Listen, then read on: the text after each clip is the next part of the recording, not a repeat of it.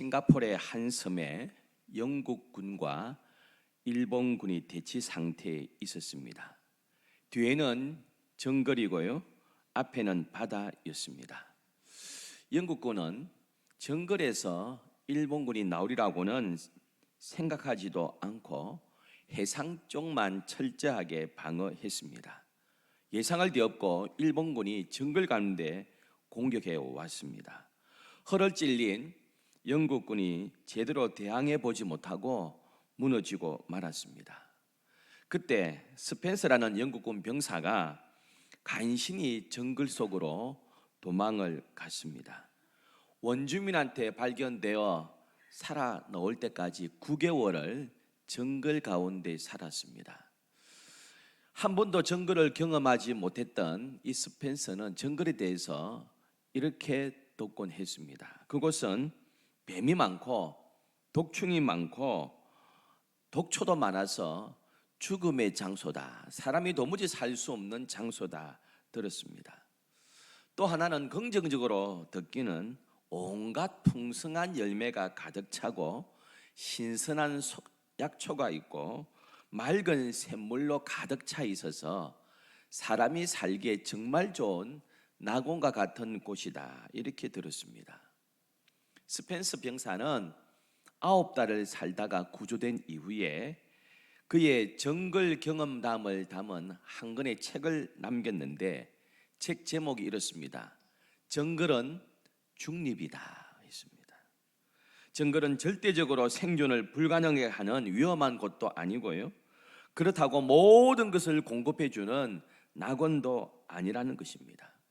어느 한쪽도 아니고 정글은 중립이다 했습니다. 올 한 해가 저물어 가고 이제 얼마 있지 아니하면 새해를 맞게 됩니다. 2024년 한 해는 뱀이 있고 독충이 있고 여러 가지 고난이 많았던 정글의 경험이었습니까? 아니면 승진하고요, 합격하고 대박 터지고 형통하고 즐거움이 많았던 그러한 한 해였습니까? 인생은 누구나에게 있어서 중립이고 공평합니다.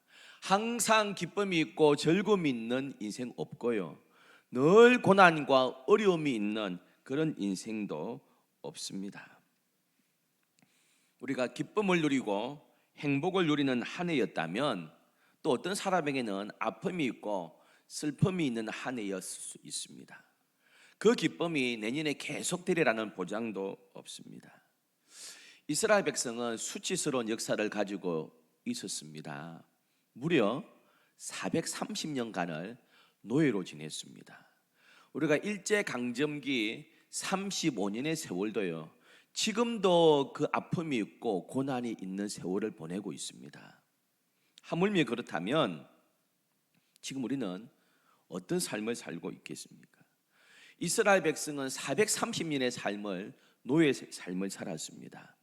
모세의 인도하에 광야 40년 세월을 보내었습니다.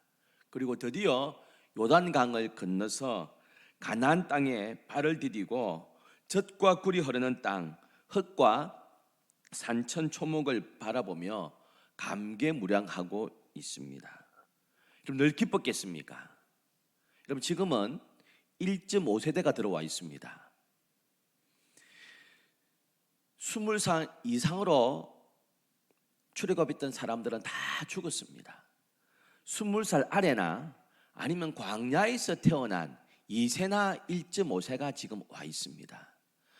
약속의 땅 가나안 땅에 왔건만 이게 무슨 일입니까? 부모님은 지금 이 자리에 없습니다. 형도 이 자리에 없습니다. 범죄했고 불평했던 내 사촌도 지금 이 자리에 없습니다. 다 광야에 묻혀 있습니다.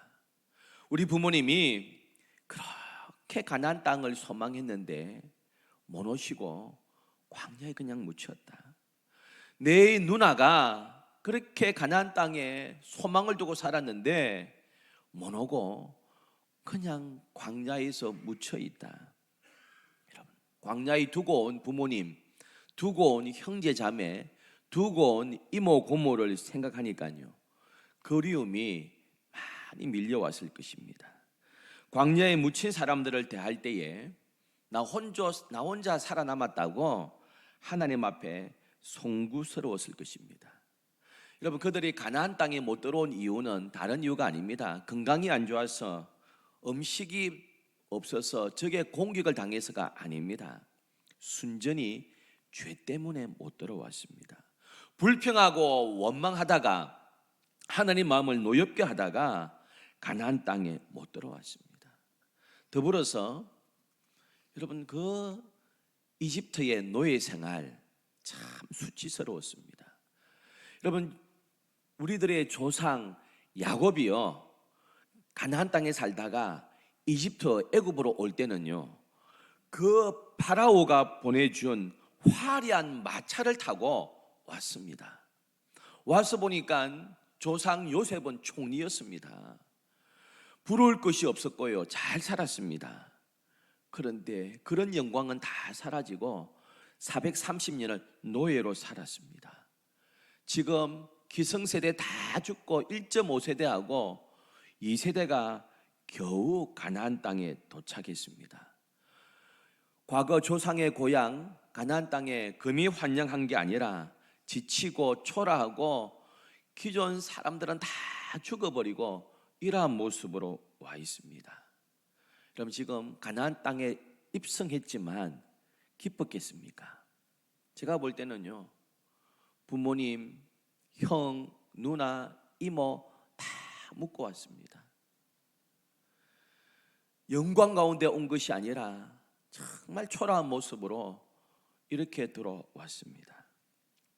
그럼 혹시 2024년 마지막 공식 예배, 송구 영신 예배를 드리는데 이들의 모습이 우리의 모습 아닙니까? 지나가는 한 해, 지금 항구로 들어오는 한 척의 배와 같을 수 있습니다. 풍랑 때문에 돛은 다 찢어지고 별 고기잡이도 제대로 하지 못하고 밤새도록 그물 던졌는데 한 마리 잡지 못한 베드로의 그 모습이 오늘 혹시 우리의 모습 아닙니까? 믿음 생활도 1년 전에 열심히 한번 해보려고 했는데 하나님 앞에 죄송스러운 것들이 훨씬 더 많습니다.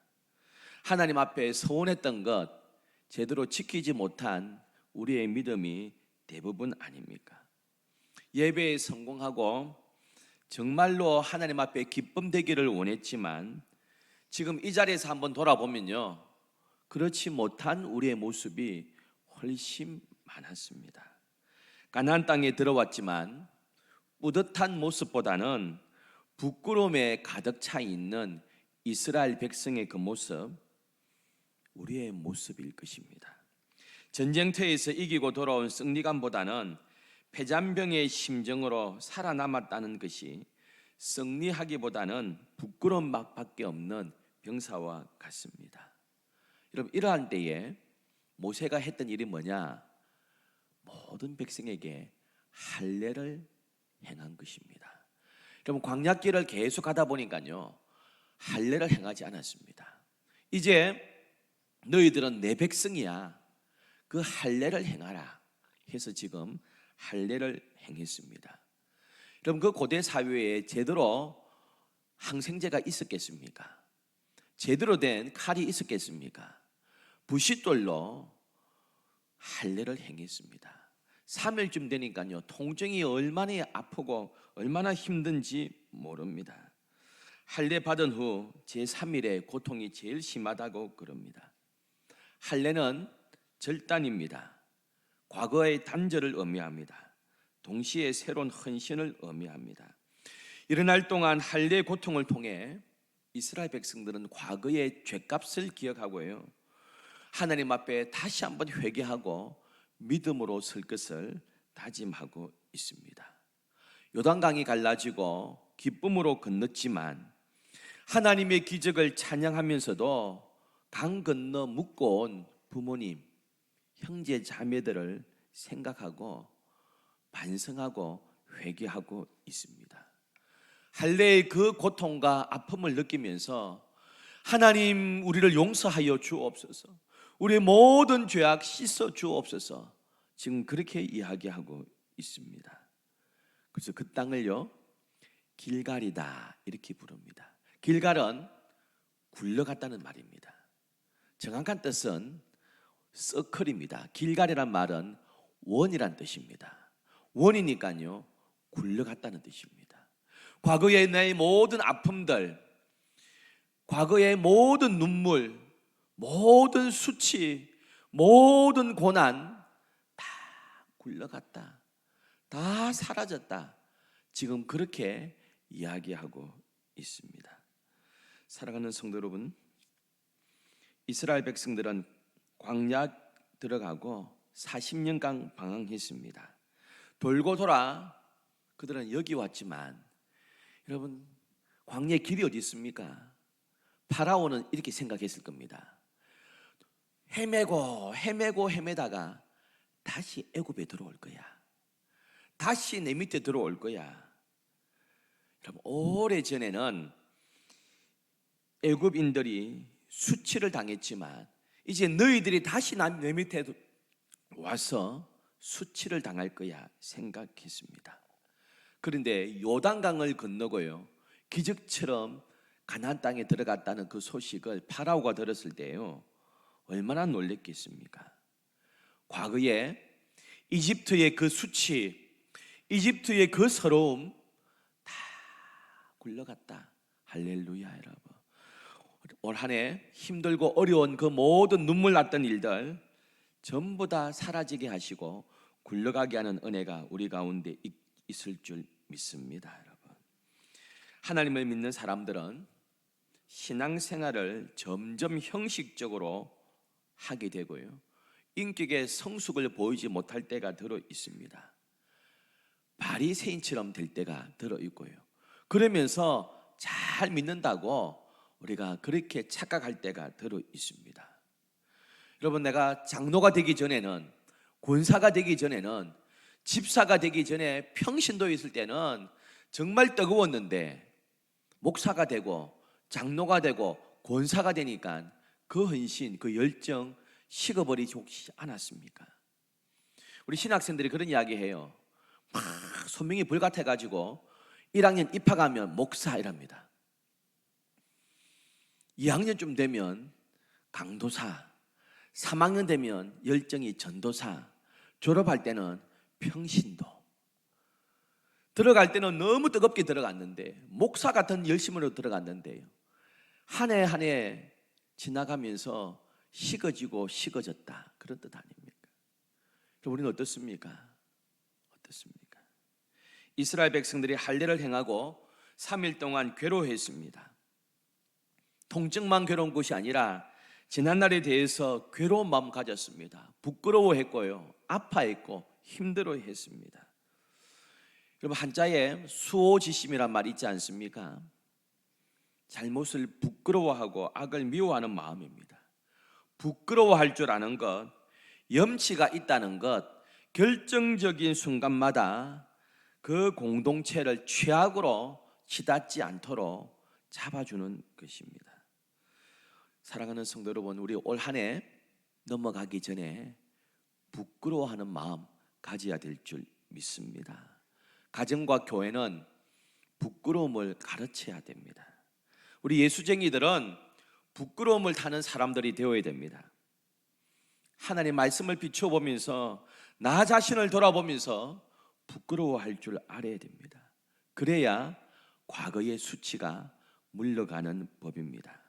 동시에 새해가 되었음에도 지나치게 과거에 매이고 회한의 삶에 황폐해져서는 안 됩니다. 과거를 딛고요, 다 굴러가게 하신 그 하나님의 은혜를 기억하면서 다시 주님 앞에 샘을 얻는 우리 모두가 되어야 될 줄 믿습니다. 요단강을 건넌 이스라엘 백성들, 할례를 통하여 자신들의 과거의 실수를 다 정리했습니다. 그리고 새롭게 일어서며 새롭게 나아갔습니다. 우리도 2024년 과거라는 요단강을 건너기 위해 이 자리에 있습니다. 내일부터 우리는 새날, 새해에 들어갑니다. 새해를 맞기 전에 한번 돌아봐 보세요. 내가 다짐했건만 넘어지고 실수한 내 모습이 무엇인지, 내가 어떻게 하나님의 마음을 아프게 했는지 한번 돌아보시기를 바랍니다. 우리의 모든 수치 하나님께서 물러가게 하시는 그날, 그러면서 새날을 우리 가운데 주실 줄 믿습니다. 이란의 수도 테헤란에 벽이 수정처럼 아름다운 왕궁이 있는데 자세히 들여다보면 유리가 다 깨져버렸답니다. 그런데 그 깨진 유리를 모자이크 했습니다. 원래는 하나의 통유리로 사용하려고 했는데 운송하다가 실수로 깨뜨려 버린 것입니다. 책임자가 고민 끝에 유리로 모자이크를 만들었습니다. 만들고 보니까요, 오히려 오색 찬란한 예술품이 되었다고 합니다. 여러분, 우리의 마음이 깨어지고요, 우리 인생이 깨어졌지만 주님 앞에 회개하고 믿음으로 서는 그날, 하나님께서 우리의 심령을 더 찬란한 모자이크로 2025년 만들어가 주실 줄 믿습니다. 이스라엘 백성들은 40년간 유월절을 지키지 않았습니다. 그 광야길 유월절 지키지 않았습니다. 왜요? 유월절은 하나님의 백성만 지킵니다. 하나님의 백성이라는 그 증거로요, 이제 할례를 받고 유월절을 지킵니다. 할례를 받자마자 유월절을 지킵니다. 그리고 하나님께서 그 가나안 땅의 열매를 다 먹게 하셨습니다. 사랑하는 성도 여러분, 2024년 한 해도 수고 많으셨습니다. 하나님의 은혜와 하나님의 위로가 넘칠 줄 믿습니다. 여러분, 이제 과거의 모든 수치, 힘들었던 후에 하나님께서 다 굴러가게 하시고요, 새로운 날, 기쁨의 날 우리 가운데 부어주실 줄 믿습니다. 기도하겠습니다. 참 좋으신 하나님, 과거를 생각해 보니 다짐하고 다짐했건만 또 넘어지고 또 실수한 우리의 허물들이 참 많습니다. 하나님, 용서하여 주옵소서.